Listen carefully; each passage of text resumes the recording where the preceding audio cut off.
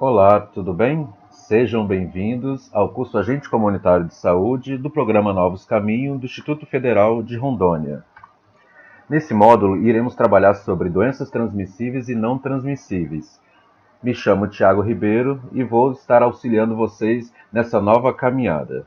Para falarmos sobre doenças transmissíveis e não transmissíveis, nós temos que entender um pouco de alguns conceitos dentro da epidemiologia. O processo de doença junto à comunidade. Uma determinada doença, em relação a uma população que afeta ou que possa vir a afetar, pode ser caracterizada como presente em nível endêmico, presente em nível epidêmico, presente em casos esporádicos ou ainda inexistentes.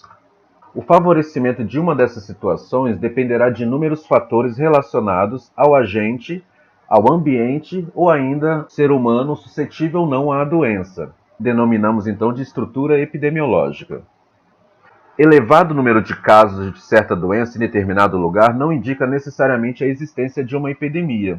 Para a gente entender, nós temos como exemplo 241 casos de coqueluche registrados na Bahia no ano de 2000, não foram considerados como definido um evento epidêmico, pois há mais de 10 anos os casos de coqueluche na Bahia vêm se mantendo em níveis de 63 a 1.300 casos no período estudado.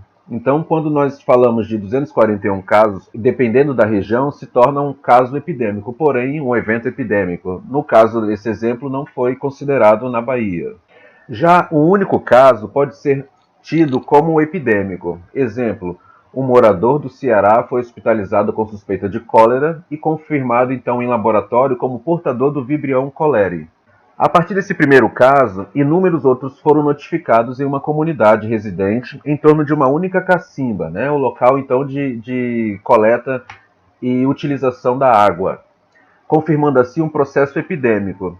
Uma vez tendo-se o controle da situação, hoje a cólera se mantém em níveis endêmicos no Ceará.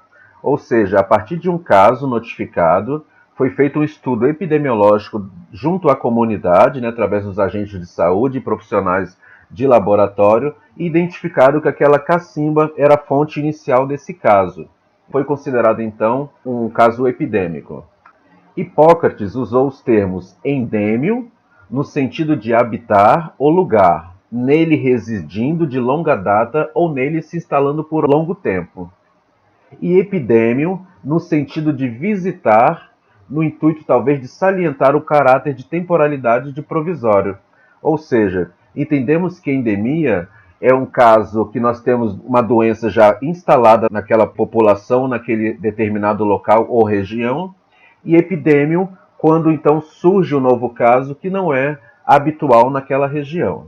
Logo, definimos então endemia como sendo a ocorrência coletiva de uma determinada doença no decorrer de um largo período histórico, acometendo sistematicamente grupos humanos distribuídos em espaços delimitados e caracterizados, por exemplo, como bairros ou cidades, correto? Mantendo a sua incidência constante, permitidas as flutuações de valores, tais como as variações sazonais. Então, nós entendemos que endemia nós vamos ter uma doença instalada num longo período e ainda vai estar relacionado à incidência constante, podendo variar ainda com relações sazonais. Por exemplo, na região norte, no local que nós habitamos, por exemplo, nós temos sempre um índice maior, por exemplo, de malária no período chuvoso que nós chamamos então do inverno amazônico. Qualquer doença espacialmente localizada, temporalmente ilimitada, habitualmente presente entre os membros de uma população e cujo nível de incidência se situe sistematicamente nos limites de uma faixa endêmica que foi previamente convencionada para a população e época determinadas. Fica bem claro o contexto do que seria endêmico ou ainda endemia. Já o termo epidemia é a ocorrência de um nítido excesso de casos de uma doença em relação ao esperado, para uma determinada área ou grupo específico de pessoas, num período de tempo particular. Ou seja, é a ocorrência de doença em um número elevado de pessoas ao mesmo tempo. Ou seja, naquela região não é habitualmente esperado aquele tipo de doença ou aquele número de casos novos. Então é considerado então epidemia, correto? Nesse gráfico, nós conseguimos observar, através desta curva, e avaliar o processo saúde e doença de massa até uma situação epidêmica. Então nós podemos partir de um período ou de uma situação que nós chamamos de limiar, né, que seria a incidência de nível endêmico, ou seja, tem um número de casos constantes naquela região, por exemplo, 20 casos de malária na cidade de Guajará-Mirim. Então, mensal. Então nós temos uma característica de ter 20 casos de malária naquele local, naquele determinado bairro. Quando nós entendemos que existe uma progressão da doença e aí nós temos uma incidência máxima, nós podemos entender que poderá estar tendo um caso epidêmico quando você não consegue identificar aquele número de casos correlatos esperados daquele período e então surgiu novos casos e um número muito elevado daquele caso. Então nós vamos caracterizar então como nessa curva epidêmica num processo de progressão alta, né, e ainda de regressão que nós vamos estudar na sequência. E podemos ter ainda o decréscimo de incidência endêmica, ou seja, nós podemos atingir uma incidência máxima e aí depois então a curva segue para esse final aqui, chamando então de decréscimo de incidência endêmica. E isso vai estar tudo relacionado com o tempo e ainda juntamente com o coeficiente de incidência. Egressão, um dos termos que nós vimos no gráfico anterior, é a ocorrência de um descontrole que compromete o equilíbrio endêmico, ou seja, nós temos um número de casos específico naquela região e ocorreu um descontrole desse número, então a gente chama de egressão. Os coeficientes de incidência, então, vão ultrapassar o limite superior endêmico já estabelecido para aquele local e período, permanecendo, então, acima do limiar epidêmico. É a fase de surgimento dos primeiros casos, terminando na anulação da incidência ou estabilização da endemicidade. Já o termo progressão é a fase inicial do estabelecimento da epidemia, atingindo então o seu clímax, que vai se caracterizar como a incidência progressivamente crescente acima do limiar epidêmico que nós vimos naquele gráfico anterior, ainda no desequilíbrio acidental, permanente ou continuamente crescente na estrutura epidemiológica. E ainda também como um evento inesperado e fora de controle. Então a gente teve então um pico epidêmico porque fugiu do esperado e do preconizado para aquele período então estudado. A incidência máxima vai ser o ponto máximo da progressão. A exaustão da força progressiva se deve de uma combinação de alguns fatores, em especial a diminuição do número de casos suscetíveis, a diminuição do número de casos acidentais, a ação intencional de vigilância e controle e processos naturais de controle, como, por exemplo, ou o trabalho de equipe de saúde ou ainda casos esporádicos com relação ao meio ambiente. E ainda a regressão será a última fase na evolução de uma epidemia, que vai se caracterizar por retorno aos valores iniciais de incidência, ou seja, antes daquele limiar endêmico, a estabilização em um patamar endêmico, ou seja, nós vamos estar no período X e vamos estar mantendo aquele mesmo número de casos já preconizados por aquele período. E ainda a regressão até a incidência nula ou mesmo erradicação da doença. Então isso nós vamos caracterizar como regressão. Surto epidêmico, nós vamos tratar de uma ocorrência epidêmica restrita a um espaço extremamente delimitado. Colégio, quartel, edifícios, bairros, pode se transformar em uma epidemia. Por exemplo, nós podemos ter uma epidemia de conjuntivite dentro de um colégio estabelecido no bairro ao norte do centro da cidade. Então nós podemos ter então pequenos surtos epidêmicos, ou seja, são novos casos que vão estar sempre relacionados a um local extremamente delimitado.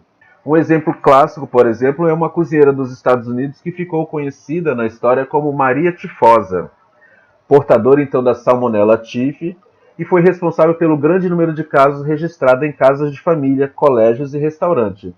Só para entender, quando a gente fala de Maria Tifosa, porque a doença causada pela Salmonella Typhi, que é o agente causador dessa doença infecciosa, se chama febre tifoide. Então, através de investigação epidemiológica, ou seja, surgiu um caso, foi investigado a fonte desse caso, no caso foi essa cozinheira nos Estados Unidos, e então verificou que todas as pessoas que tiveram acesso a ela, ou alimentação, ou água, tudo que foi manuseado através dela, dependendo da contaminação que foi para cada indivíduo, então o identificaram, assim como o caso no Ceará da cólera, que existe uma fonte de origem para essa doença. Então, esse exemplo clássico seria explicando sobre a febre tifoide, ok? Já a pandemia vai ser a ocorrência caracterizada principalmente por uma larga distribuição espacial, ou seja, não existem mais barreiras ou limites, né, geográficos, e acaba atingindo várias nações, países, né, podendo passar de um continente a outro, e pode estar limitada no tempo e ilimitada no espaço. Então nós tivemos, por exemplo, a pandemia do cólera, nós tivemos uma pandemia que atingiu vários países, chamado gripe asiática, nós tivemos uma pandemia de AIDS na década de 80, no surgimento então do vírus HIV e da doença em si por todos os países e o mundo inteiro. E por último, que nós podemos colocar em prática, né, e observamos isso diariamente nos jornais, é justamente sobre o Covid-19, que é uma doença hoje considerada como uma pandemia, ou seja, é de caracterização mundial e preocupação mundial até a essa identificação, né, de uma possível vacina para esse tratamento. Dentro desses conceitos sobre epidemiologia, nós podemos começar a trabalhar sobre as doenças propriamente ditas. Doença vai ser basicamente o quê? O desajustamento ou falha nos mecanismos de adaptação do organismo ou uma ausência de reação aos estímulos a cuja ação está exposto. Nós temos na história natural da doença o estado inicial de saúde, o organismo em presença de agentes patogênicos ou de fatores de riscos, né? Então nós temos agente causal, um hospedeiro suscetível ou ainda o meio ambiente. Perturbações da normalidade, ou seja, nós vamos ter variação do sistema imunológico dessa pessoa, e ainda nós temos o avanço da doença através de defeitos, invalidez, recuperação ou morte. Então isso é uma história natural da doença. Lembrando que doença nós vamos caracterizar ainda de acordo com o nosso módulo, em doenças transmissíveis e não transmissíveis. As doenças do ponto de vista etiológico pertencem a duas categorias. Então, as chamadas doenças infecciosas e as doenças não infecciosas. Só para entendermos, as doenças infecciosas, nesse contexto, nós temos as doenças principalmente transmissíveis que estão relacionadas ao agentes etiológicos. Por exemplo, bactéria, vírus, fungos e parasitas. Exemplo de doenças infecciosas: AIDS, tétano, coqueluche. E são doenças que são causadas por um agente específico, vírus, bactéria, né, que vão estar causando então e desenvolvendo essa doença no ser humano. E nós temos as doenças não infecciosas, que basicamente são as DCNT, as doenças crônicas não transmissíveis, que nós vamos estudar na sequência. No próximo vídeo nós vamos começar então a entender melhor sobre as doenças transmissíveis e as doenças não transmissíveis. Bons estudos e até o próximo vídeo.